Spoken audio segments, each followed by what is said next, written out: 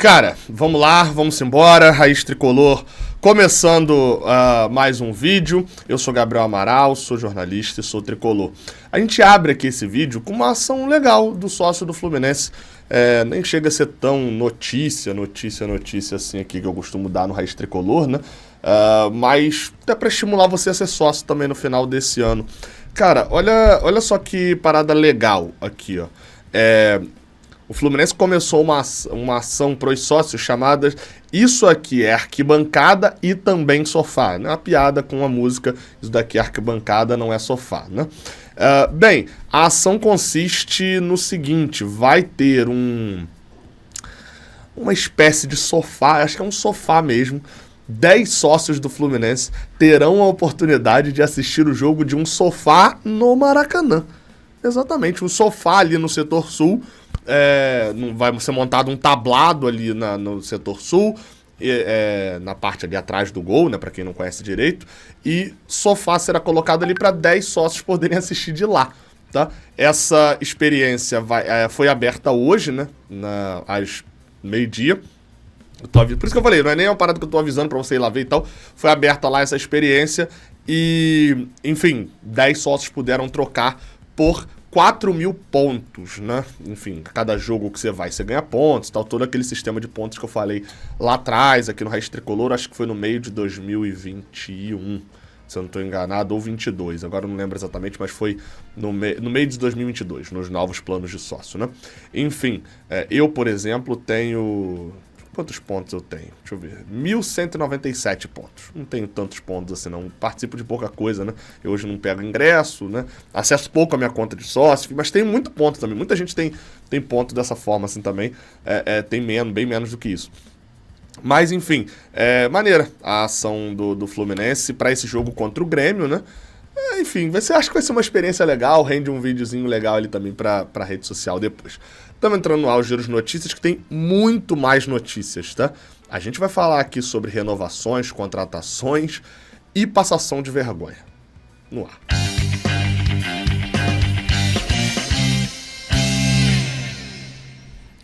Seja bem-vindo, você guerreiro de todo o Brasil, de todo mundo. Aqui é o canal Raiz Tricolor, eu sou o Gabriel Amaral, eu sou jornalista e sou tricolor.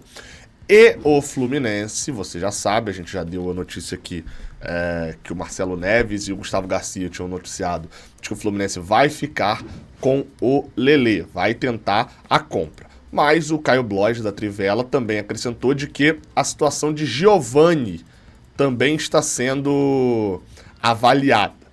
Isso porque ele é agenciado pelo Giuliano Bertolucci, é um empresário que tem ali uma ótima relação com o Fluminense, tá? Enfim, tem outros jogadores ali também no Fluminense.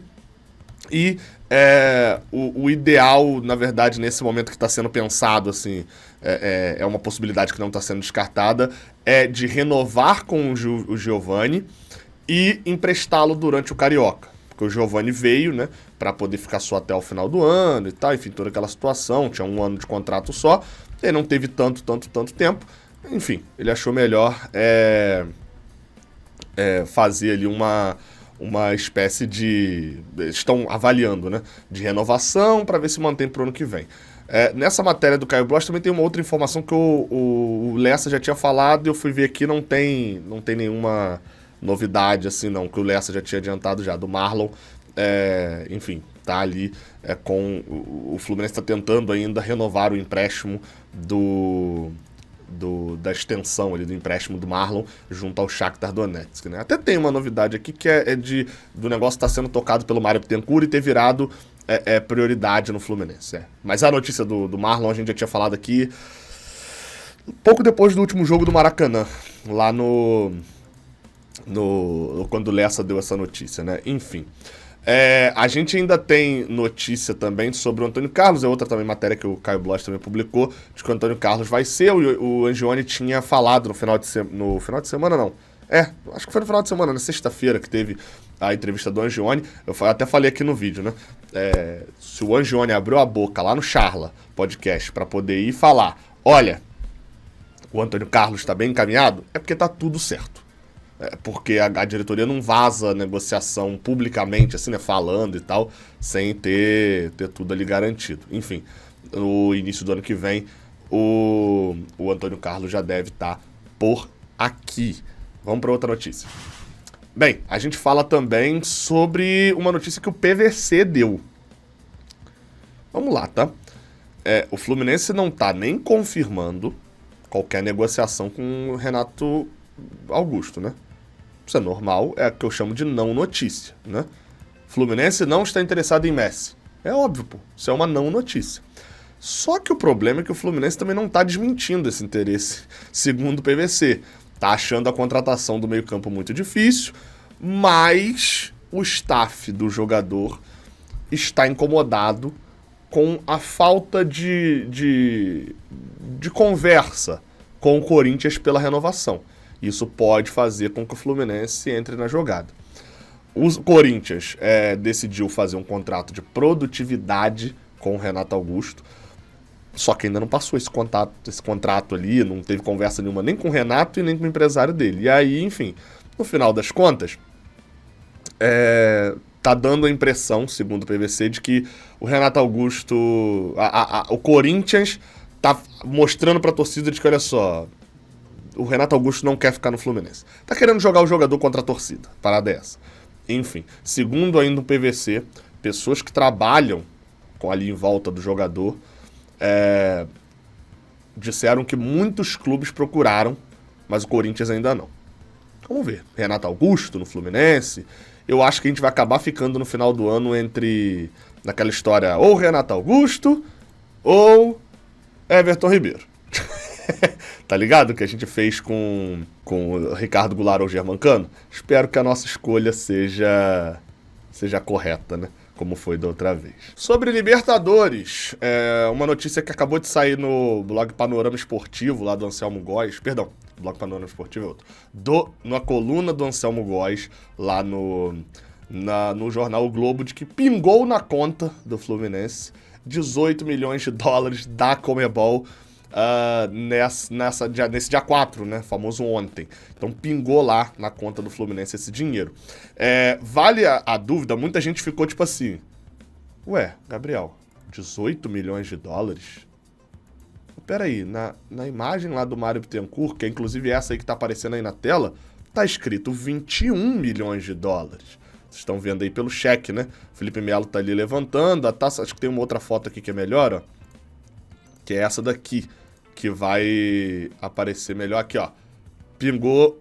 A galera falou até que pingou o Pix, né? Mas acho que não é nem pingou o Pix, né? É o cheque mesmo, né? Depositaram o cheque. Aqui, ó. 21 milhões de dólares. Aí ficou aquela dúvida. Por que pingou 18 milhões se era 21? A cota, a ESPN esclareceu isso já há um tempo e eu vi muita gente com dúvida. A cota do campeão da Libertadores é 18 milhões de dólares. Só que o que a Conmebol faz, e eu acho ridículo, que é pra se apresentar, tá escrito no próprio cheque ali, que é o seguinte: campeão Conmebol Libertadores 2023, são os 18 milhões de dólares. Classificado para a Conmebol Libertadores 2024, são os outros 3 milhões de dólares. Óbvio, tá? Isso aqui é um cheque ilustrativo. Então ele basicamente tá falando o seguinte: você já garantiu 21 milhões de dólares, que você já tá na fase de grupos do ano que vem. A Conmebol não vai pagar agora esse valor, até porque essa cota deve sofrer um aumento, deve ir para 3,5 e tal, enfim, deve ter toda uma mudança. Então isso daqui é só para a Conmebol, na foto, parecer que tá pagando mais do que ela realmente paga, tá? Apesar de 18 milhões ser uma bela grana, entendeu? Tá esclarecido? Entendido? Falando em Libertadores, Fluminense tirou fotos oficiais do título brasileiro. Tô prevendo ano que vem, olha só que coisa. Tirou fotos oficiais do título da Copa Libertadores da América. Exatamente. Fluminense tirou a foto oficial lá no Maracanã. Já tem uma em Laranjeiras, mas essa que foi feita no Maracanã, que eu vou botar aí na tela para vocês verem, teve um aditivo, diria eu, ali na foto. Tá aí na tela pra vocês verem. Acho que tá aparecendo todo mundo aí na foto, né? Não tá aparecendo. Deixa eu tirar um pouquinho aqui do zoom. Agora sim tá aparecendo geral. Esse aditivo a qual eu me refiro são alguns jogadores que não estavam diretamente na campanha. Quem são esses, tá? Por exemplo, o Alan. Tá aqui, ó. O Alan. Deixa eu botar aí, dar um zoomzinho aqui no Alan pra vocês verem. Alan que tá aqui. O... Cadê? Deixa eu ver, tem um que tá aqui em cima. O Alexandre Jesus é outro que tá por aqui. Tem um jogador que estava de férias no Brasil, que não pertence mais ao Fluminense, já está emprestado para os Estados Unidos e também está na foto, que é o Gabriel Pirani, cujo qual não estou achando aqui na foto. Cadê você, Pirani? Cadê você, o Gabriel Pirani? Aqui, ó. Gabriel Pirani aqui embaixo do Isaac. Esses jogadores foram chamados, outros jogadores também foram chamados para essa foto oficial, mas não puderam comparecer, tá? Todo mundo que fez parte do grupo, que viajou para algum jogo, por exemplo, o Edinho tá aqui. O Edinho não jogou, mas viajou lá para Colômbia, enfim. Todos os jogadores que fizeram parte do grupo, toda a comissão técnica, todos eles estão ali envolvidos nessa situação da foto da Libertadores. Alguns jogadores foram convocados e não puderam estar, né? Por exemplo, Manuel, Vitor Mendes, são jogadores que poderiam ter ido ao Maracanã, mas para tirar essa foto e tal, mas não puderam estar lá no Maracanã nesse dia para tirar a foto. Achei legal a postura do Fluminense ali de chamar geral, enfim, para tirar a foto. Aqui embaixo toda a comissão técnica, né, que a diretoria também, né? Mário Bittencourt, Paulo Angione, Matheus Montenegro, Fernando Diniz, Fred, Eduardo Barros, Marcelo, enfim, vou falar o nome de todo mundo aqui também, né? Tá aí, bem legal. E acho que o Fluminense, inclusive, treinou no Maracanã, tá? Algumas fotos foram divulgadas de treinamento do Fluminense lá no Maracanã, mas ainda não saíram as fotos oficiais do Fluminense. Mas aqui, ó, vocês podem ver aí na tela, o Fluminense parece que treinou ali num campo anexo no Maracanã. Essa foto aqui tinha sido postada lá no Netflu. Acho que o próprio Fluminense postou. Ei, Diogo Barbosa, que isso, jovem? Enfim, segue o jogo. Vamos falar do John Textor, cara, e do Botafogo. Você vai falar, pô, Gabriel, fala do Botafogo. Cara, falar do Botafogo porque o Botafogo tá passando dos limites, assim, é um assunto que envolve a gente, na verdade. Vamos lá, tá? Qual que é a situação em relação ao John Textor agora, que influencia na vida do Fluminense? É que, segundo Seleção Sport TV, né, uma notícia do André Rizek, que é o jornalista lá que apresenta, o dono da SAF, da Safafogo, do Botafogo, John Textor, acredita em manipulação de resultados e vai à justiça comum. Segundo o André Rizek, eu vou... E o ataque o vídeo é longo, mas eu vou botar o áudio aqui pelo menos durante um tempinho, tá? Ele está sendo processado pela CBF por dizer que há corrupção no futebol brasileiro. E ele vai para o ataque, ele vai dobrar a aposta.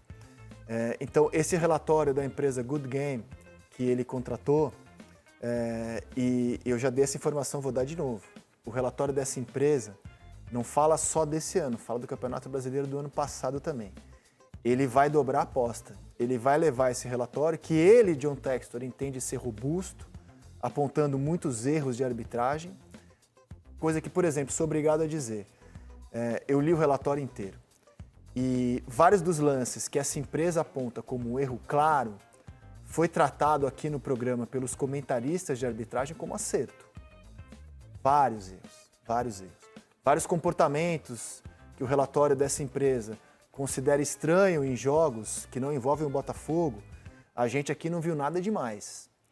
Mas é um relatório de uma empresa contratada por ele, que já presta serviços para ele também no Lyon, e ele vai levar esse relatório, como já levou para a Justiça Desportiva para se defender, e vai levar para a Justiça Comum também. E não vai frear. Ele vai continuar falando. O Textor acredita que há manipulação de resultados no Brasil, que os resultados estão estranhos. Não é a minha opinião. Sou obrigado a dizer que olho o relatório e olho os lances e eu discordo do relatório. E não só dele, como de muita gente. Esse relatório aí da Good Game é uma maluquice, assim. Tem umas coisas, ele foi vazado, né? O próprio Textor publicou, depois apagou, só que o GE teve acesso, enfim, eles colocaram ali na justiça. E assim, se tiver manipulação de resultado, vamos lá, se tiver manipulação de resultado nos jogos do Campeonato Brasileiro, aí beleza, parabéns ao Botafogo, foi na justiça, tá certo. Mas o relatório que está servindo de base para isso é feito de uma empresa que tem relacionamento com... Assim, já é uma empresa claramente... É porque eu esqueci como é que se fala na justiça quando você tem relação Ela não consegue ser uma empresa imparcial, porque ela tem um acordo, um relacionamento com o John Textor lá na França, lá em relação ao Lyon. É óbvio, tipo assim, quando acontece uma coisa no Carioca e sai um relatório do Fluminense, um relatório do Flamengo, isso já fica meio em suspenso ali. O ideal é que o próprio tribunal faça os seus relatórios, etc. E o que o André Rizek tá falando ali é verdade. Tem jogo que teve erro de arbitragem contra o Botafogo? É óbvio que teve, pô. Não deram um pênalti pro Fluminense contra o Corinthians no Maracanã, em que um cara pisa claramente no pé do outro, pô. A arbitragem brasileira é ridículo, tem esse ponto. Agora, dizer que o Botafogo foi prejudicado claramente, que a CBF queria dar, não sei o quê. Cara, isso é só gringo vindo tratar o futebol brasileiro como merda. Seja o auxiliar do Botafogo, o auxiliar do Abel Ferreira, falando que o campeonato tá marcado porque não é bom que o Palmeiras ganhe todo ano, seja o dono do Botafogo. É só gringo vindo tirar o campeonato brasileiro como merda. E outra que é importante falar aqui, eu vou gravar um vídeo sobre isso depois. Espera que tá vindo aí, tá? Espera que tá vindo aí. Quem tá olhando a tela tá lendo. Matéria do Atos Moura lá no Panorama Esportivo, a aproximação de John Textor e Rubens Lopes. Espera que tá vindo aí. A filha do Rubens Lopes, presidente da FERJ, defendeu o John Textor no STJD. a empresa Good Game, lá que tem o relatório de como roubaram o Botafogo, vai defender foi contratada pela FERJ para poder examinar, enfim, prestar ali um auxílio na questão de arbitragem do Campeonato Carioca. Pode esperar, tá? Sobre o fato do Botafogo ir à Justiça Comum, eu não sei como é que ficou essa legislação em relação ao dono, o clube, a SAF, etc. Mas assim, a punição é muito clara, tá? No geral, vai pra Justiça Comum, a FIFA adora que você vá pra Justiça Comum. A chance do Botafogo já vai pra pré-Libertadores mesmo, a chance da gente ver o Atlético Paranaense na Libertadores do ano que vem, caso o John Textor vá mesmo à Justiça Comum, não seja só uma bravata como ele faz muito lá na França, e a galera lá na França trata ele como esse bravateiro ali e tal, um dirigente caricato e tal. Se não for isso, se ele for de fato à Justiça Comum e não frear, como o Rizek falou, a gente vai ver o Atlético Paranaense na Libertadores, não é muito difícil não. Mas enfim, né? Amanhã tem a última rodada do Brasileirão. Tamo junto, Fluminense e Grêmio, até a próxima, valeu!